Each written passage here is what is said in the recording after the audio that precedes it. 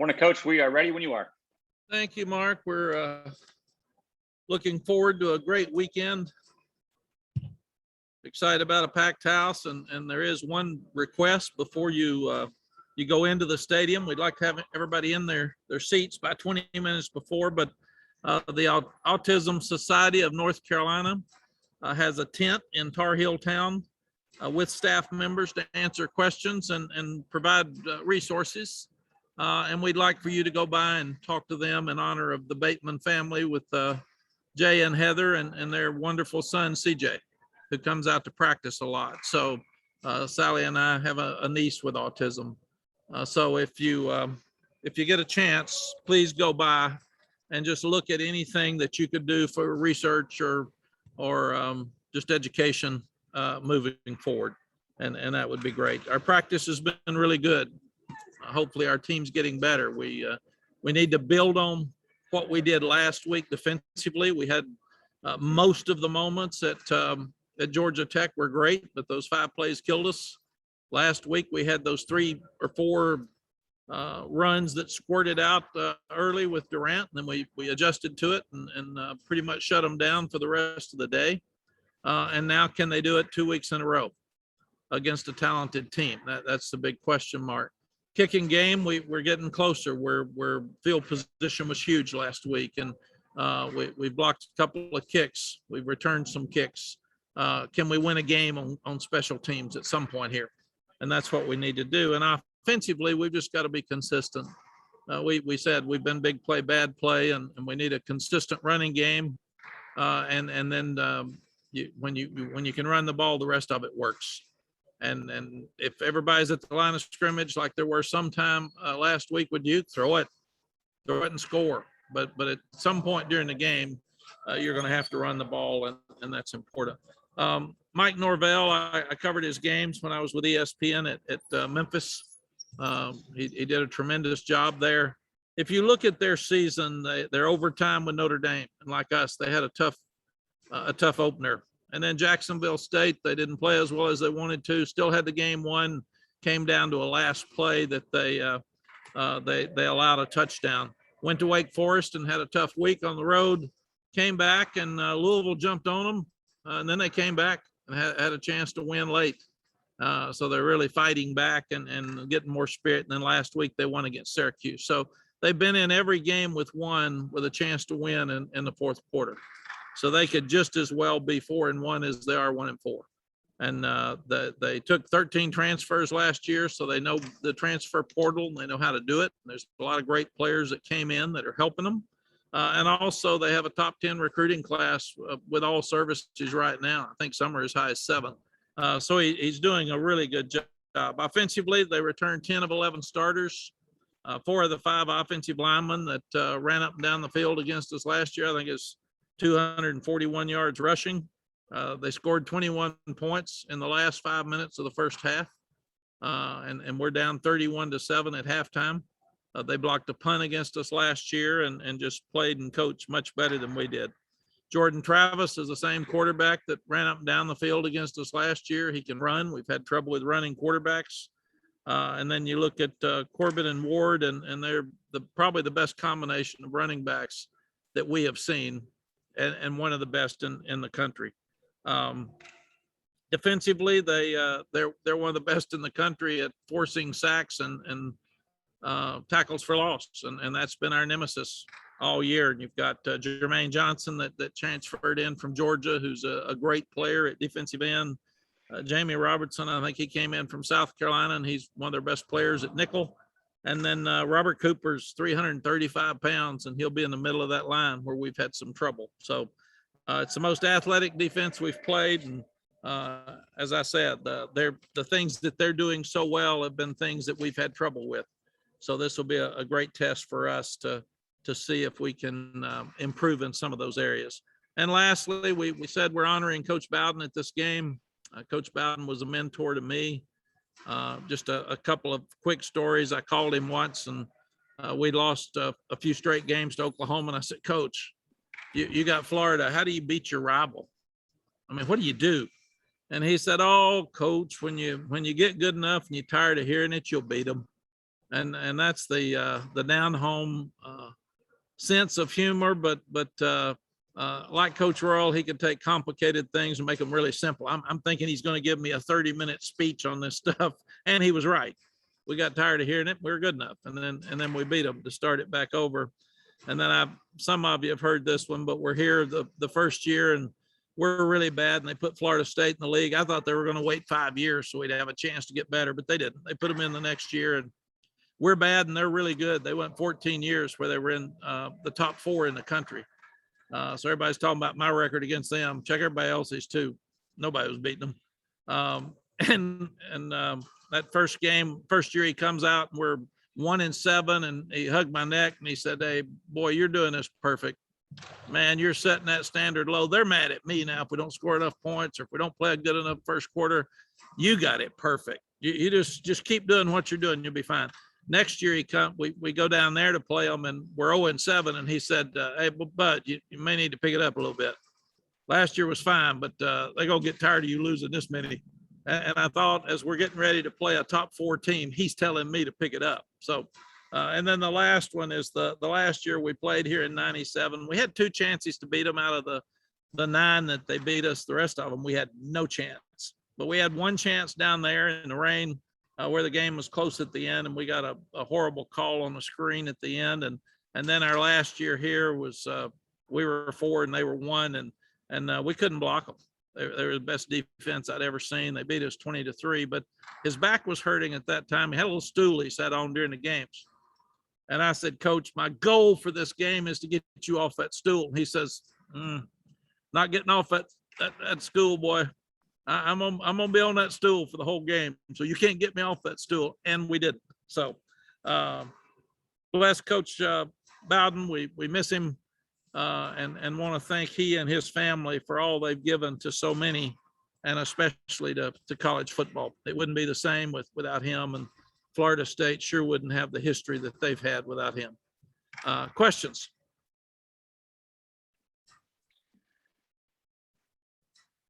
All right, our first question will come from Michael Coe. Go ahead, Michael. Hey, Coach, what differences have you seen between how the team prepared for the Florida State game last season versus how you're preparing for the Florida State game this season? Michael, I thought we prepared well last year. I know we had just become 5th in the country, and half of the college football teams weren't playing, so it wasn't fair. We weren't the 5th best team in the country, and I knew that, and I had to be careful telling them, "You're not the 5th best team in the country, so don't read all that stuff," but then not telling them you're not very good. I mean, it was a fine line. And if you go back and study us, we haven't won many games after 6 o'clock on the road. I mean, Virginia last year, we lose at night. Florida State, we lose at night. Georgia Tech this year, we lose at night. Virginia Tech, we lose at night. So we continue to try to tweak what we're doing all day on those road trips, but it's harder to win on the road than it is at home. But we're just trying to play, Michael. I've told our guys, quit worrying about rankings, what people are saying about you. Quit. You got to enjoy the journey. You got to play. Be confident and give us your best. Compete, and that's all I want. I want you to play as hard as you can and give us the best you've got. And if that's not good enough, we'll run out of time and go to the next game. But that's all I want. And we've done that all but 2 games. And in the 2 games we didn't do that, where we turned the ball over, we got beat. Thank you. Thank you, Michael. And it's really more about us than Florida State. We got to get us fixed. Andrew Jones, go ahead. Hey, Coach, appreciate what you're doing about autism. My daughter has autism, so I'm certainly awareness is very, very important because it's very misunderstood by a lot of people. As far as your team goes, this week at practice, how have things gone at the center position? And after Caden Baker got, I think it was about 19 reps, how did you see that help escalate his improvement at that position since it's so new to him? Andrew, first, good luck with your daughter. Thank you. Thank you for sharing that with me and us. Caden did a good job. We put him in a very unfair position when he hadn't ever played that position in a game and didn't get to play much in practice. So he's taken a lot of snaps this week, excuse me, in practice, and he'll just get better and better. and we still have him working at left tackle, or at tackle, but at the same time, we want him to start working toward the future at center. And Q came in and did a good job last week after the early part of the game, and we weren't sure he was going to play. We were going to try not to play Q last week, in fact, but he's done a good job this week, and he'll start at center for us. You said at the outset that you've had a good week of practice this week. What kind of stands out that makes it a good week of practice, given the way the season is unfolded through 5 weeks? When you look at where we are going into the midseason, they've got midterms, and it could be a lag. And the guys have had energy. They have really competed with each other. They've had fun. And I think that's the biggest thing I'm seeing. We're starting to practice to a level every day. And we got a lot of young guys that are looking better. And we have told the older guys that if you don't play consistently well, these younger guys are getting a lot of practice. We'll put them in. So that's just something you got to understand. We want you to play well. But you've had your chance now. If you don't get it done, we're going to move forward with some other guys. So this will be a big week for some people. Thank you. Thank you, Andrew. All right, next up is Greg Barnes. Hey, Mac, you've referenced the Florida State game from last year throughout the offseason, more so than any other game, I think, since you've been back. Is that the kind of game, outcome-wise, that you can really lean on as a teaching tool for these kids as you're building this program? Greg, it is. We talk about it and the Virginia game. And if you look at this one, block punt on the first series that led to a one-play touchdown, that's 7 points. Then Sam throws a flare for an interception for a touchdown, that's 14 points. And then they take it the length of the field in 1:24 right before the half, that's 21 points. And then we miss a field goal. And then we go for 4th and 1 on the goal line and we don't make it. So there's just time after time after time we kicked ourselves in the face. And at the same time, I can show them where we're down 31-7 and had a legitimate chance to win the game at the end. So there's so many positives and concerns in that game that it's an easy game to sell people on, especially on the road. You got to take care of the ball and you got to win in the kicking game. And we've shown them some of that stuff this week just to let them understand that Florida State's very talented and they're getting better every day, but we got to worry about us. We lost the Virginia Tech game and we lost the Georgia Tech game with turnovers. And we didn't last week. We protected the ball, even though we had some sacks and we had some negative tackles for loss. But if we'll just take care of our business, protect the ball, we're punting well, we can get field position, we're playing better on defense. So we're trying to learn, Greg, how to win. And that sounds foolish after 2.5 years, but we're trying to show them here's exactly what happens when you win. And if you lose, there's a lot of similarities in losses. And most games, again, are lost. Now, somebody forced those turnovers. Somebody, we stood there, absolutely stood there and let them run and block the punt untouched. So we just had a mental mistake, and you cannot do those things and win ball games against good athletes. And on a different topic, I like the big play, bad play phrase with regard to the offense. There's two ways, of course, to look at that. One is it's frustrating that the offense can't be more productive, but there's also the thing, the offense has been pretty productive overall, just not to the standards you want. How do you balance that communication with the players? Yeah, I've got to be careful because my assistant coach background's on offense. And I get mad and frustrated if we're not just running up and down the field. And that's unfair. And I got it. I mean, I'm worse than any fan. And I'm harder on our coaches than any fan. And here they are, they scored 31 points. They rush for 130, 40 yards. They throw for 1,000 and I'm mad. And I told the players, it's all about winning. If we play awful and win, I'm good.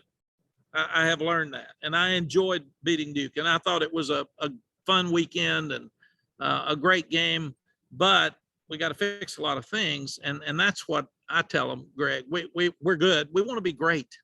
And you can't be great and have that many sacks and that many tackles for loss.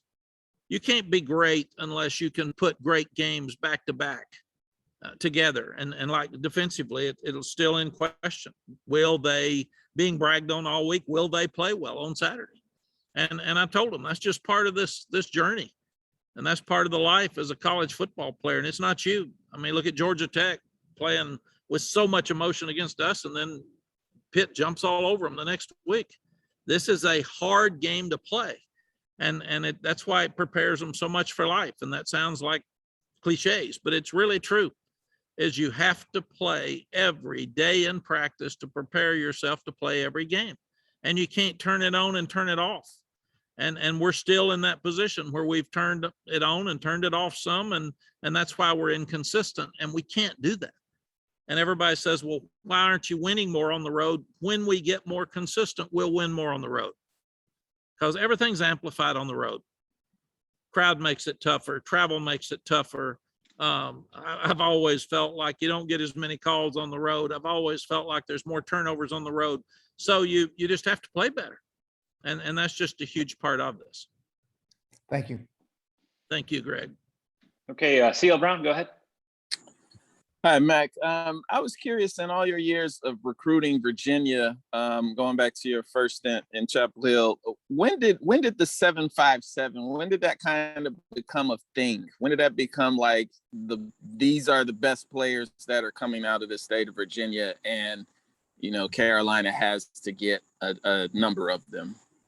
See, when I got here, I started looking at where we had recruited great players from. And Coach Dooley had great players from the Tidewater. He had great players, not good players. And then Coach Crum had, you got Amos Lawrence, and you start looking at Lawrence Taylor and William Fuller. And I mean, you just start checking that list. Mike Voigt. I mean, there's so many great players from the 757 that came here that we just felt like that was really, really important for us to count the 757 as an in-state recruiting area. It's 2.5 hours away. It's far enough away the players can grow up, but it's close enough that the parents can see them play every game. And then you're going to play Virginia and Virginia Tech every year. So they can get to those games very easily. We're going to play Duke and Wake most years, and State every year. So they can get to more than half of the games very, very easily. So we just felt like it's great football, tremendous athletes. It's close to us, and we have tremendous history there. Again, I haven't even mentioned Dre Bly, and Dre was one of the greatest players we've ever had from that area. So when I got here, I did history. Where have our best players come from? And they were really from North Carolina and the Tidewater, the large majority. And then you get one every now and then from different parts of Virginia. You get one from South Carolina. You'll get 5 from Atlanta because there's so many great academic schools in Atlanta. You may get 1 or 2 every now and then from Florida, just because we've had some great players from Florida that come up this way, but that's just your footprint. So that's when we decided our footprint would be DC to Atlanta. And that's where the large majority of our players would come from.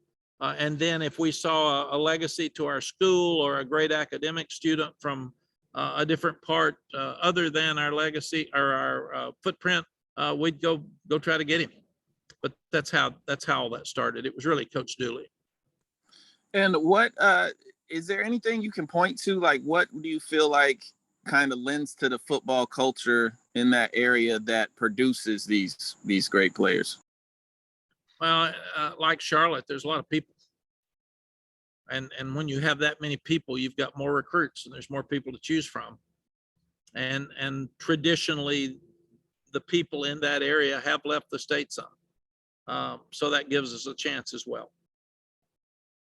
And they're very well coached. So it just makes sense for us. Thanks, Coach. Thank you. Gregory Hall. Hey, Mac, I wanted to ask you about Chaffee Brown. 4 targets, I think, on over like 111 snaps.